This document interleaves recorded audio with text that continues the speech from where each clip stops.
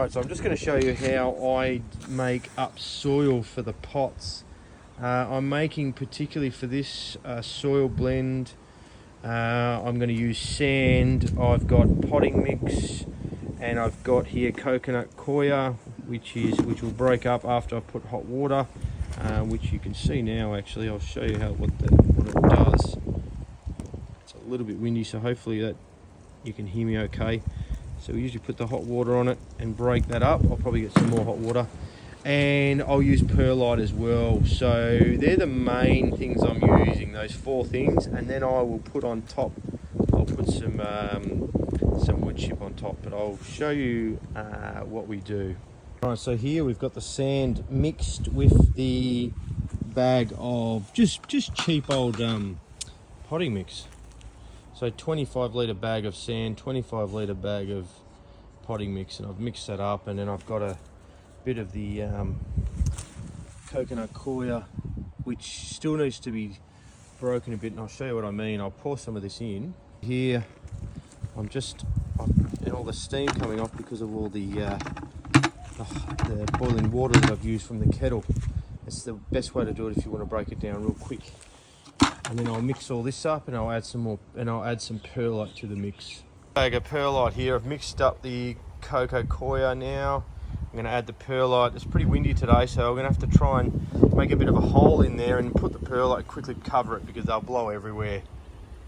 Right, so this is what it looks like now. I've added perlite. Didn't really measure anything. I'm just eyeballing it, but you can see by the consistency that's nice. There's a lot of perlite in there, which is good. A lot of sand. Just a bag of soil and the cocoa coir, but makes it nice and aerated and also well draining, because avocados love to have really well drained, aerated soil. Otherwise you'll kill them. They will die. They hate having wet feet. That's really important. All right, so I'll start potting up. All right, so here's the avo tree that I'm gonna put into a bigger pot. You can see it's a little bit bigger. This avo is probably dying for some water as well. We haven't had any rain for a little while, but we're in the middle of winter now. And I'm just gonna put that soil from here, put it into the pot here, and then just put this avo tree into this one. Now what I'll do also is I'll pull that out and I'll put it in. I'll put some soil in first, and then I'll show you what I mean. Tip is put a bit of soil in, then I'll take this out and I'll place this in, and then I'll start putting the soil around the tree. So you can see here I've put it in. I haven't put any soil yet. I'm going to break all that around, all of the edging. I'm just going to break that up with my hands. You can see also, you see the clay balls there? I had clay balls in the bottom of this pot here, just to drain really well. So that's a good little tip as well. I haven't got any at the moment. I'm just going to break all this up. Try to do it with one hand. See, look at that nice root there. It's definitely ready for, you can see all the perlite here.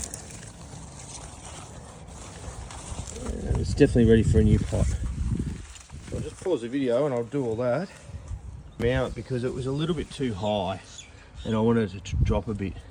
So I'm going to have this area here, which is kind of lining up with these lines here. So I've taken some out. I've just put it into here, little tub next to it, and then I'll start putting it around here. So I've put it in, still a little bit high for my liking, but that's okay because I'm going to put some wood chip on top. Right now I'm going to put some blood and bone around, just sprinkle it around on the top to give it a bit of a feed.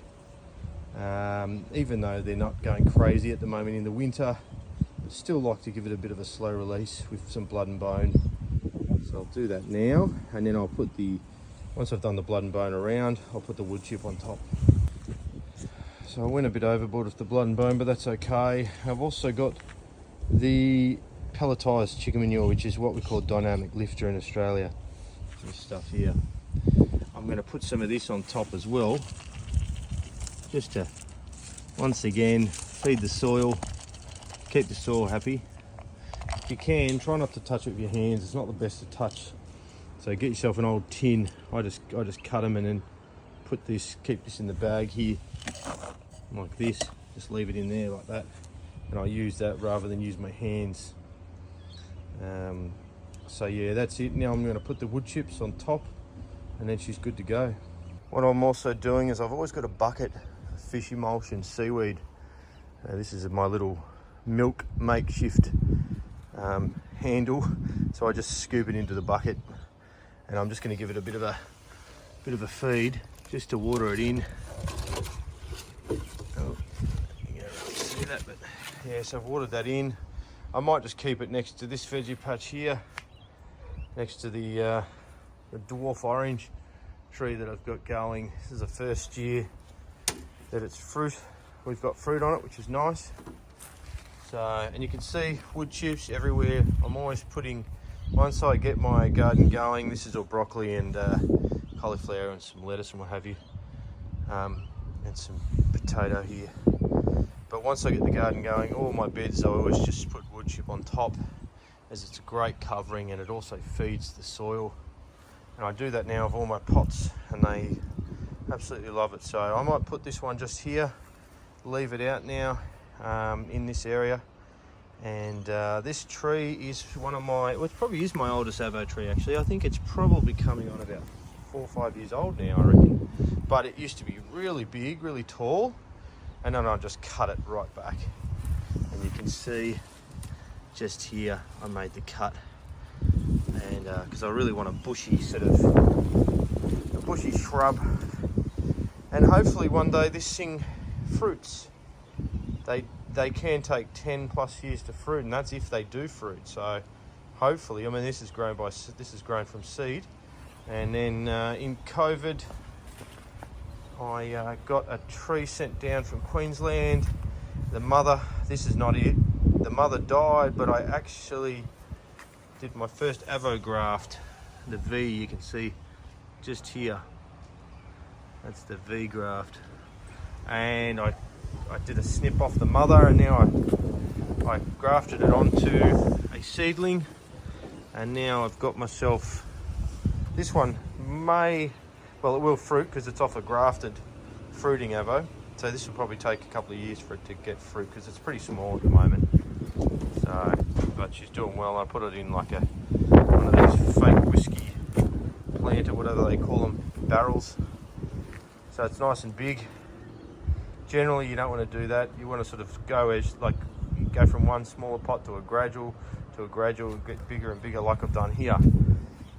You don't really want to go straight into a big pot, but anyway, it's working for that one. So anyway, that's the soil mix I make. With this, what you really want to do is I'll take you down the back in a minute, and you want to feed your pots with some compost as well. If you can make it yourself, homemade's always the best, and I'll show you mine. Here's my 2 compost bays. This one here used to be, well, this one is the fresh one. This is the old one, and it used to be as high as that, but I've pretty much put it on my garden. And this is all fresh manure that I collect with garden scraps and what have you. I put some pipes in there to get some air going in, just these pipes here. Just means that you can be a bit lazier when it comes to turning your pile. I'll probably collect a few more bags over the next month or two and just get this thing really high, like right up to the top. That's where I usually like to do it, and then it'll just compost down, and then it creates this beautiful rich compost, which I'll probably see if I can go down, and yeah, you can see here, look at that, that's beautiful. That's what excites good gardeners, compost like that. And I put that on everything. And that's pretty much just worm casting now, if you think about it. It's just beautiful, rich compost.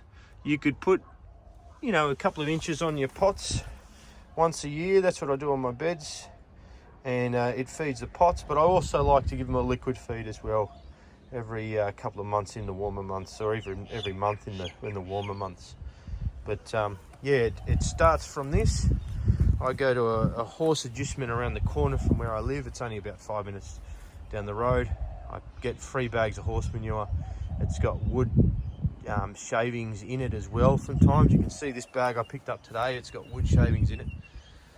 And that's good for the carbon, nitrogen breakdown. I mean, horse manure is very, very green. If you add some browns into your pile, otherwise you can just get a big pile and let it go, and it will just literally compost down. But you got to give it some time before it gets to this sort of stage. So you just collect it. I've just got 2 bays here which I've made out of pallets, and that feeds all my veggie gardens and also all my pots.